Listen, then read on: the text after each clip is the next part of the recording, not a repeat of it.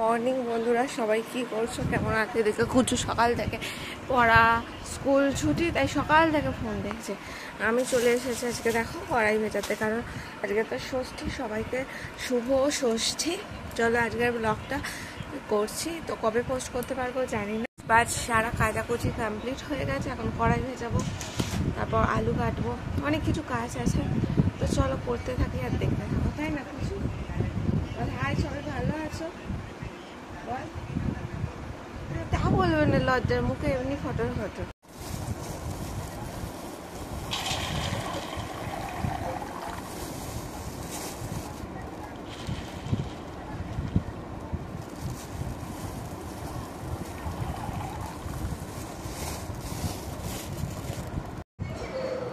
তো বন্ধুরা দেখো, এখানে কাটছে ঘুগনির আলু। অ্যাকচুয়ালি এই আলুগুলো পোস্ত আলু করা হবে বলে কাটা হয়েছিল, কারণ ষষ্ঠীর দিন ভাত হওয়ার কথা ছিল, কারণ ভাত বেটা ছেলেরা খাবে, কিন্তু কেউ বললো ভাত খাবে না, সেই জন্য পরবর্তীকালে আবার এগুলো ঘুগনিতে দিয়ে দেওয়া হয়েছিল আলুগুলো।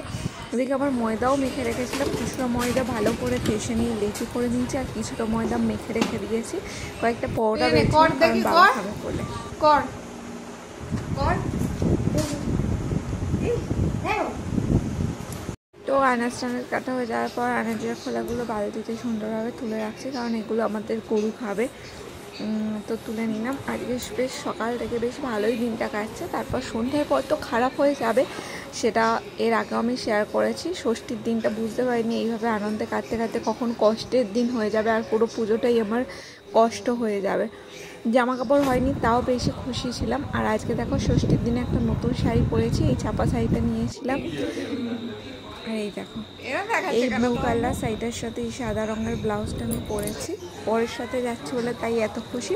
এই কয়েকটা ঠাকুর দেখবো, দেখে আর অন্য রাস্তায় যেতে যেতে ফলসের সাইডে এক জায়গায় বাঁধা দেবে, যে ওই সাইড দিয়ে আর কোনো বাইকটাই যেতে দেবে না, প্যান্ডেল উদ্বোধন আছে বলে। তো আমরা ব্যাকে আসতে গিয়ে আমার এই অ্যাক্সিডেন্টটা ঘটে।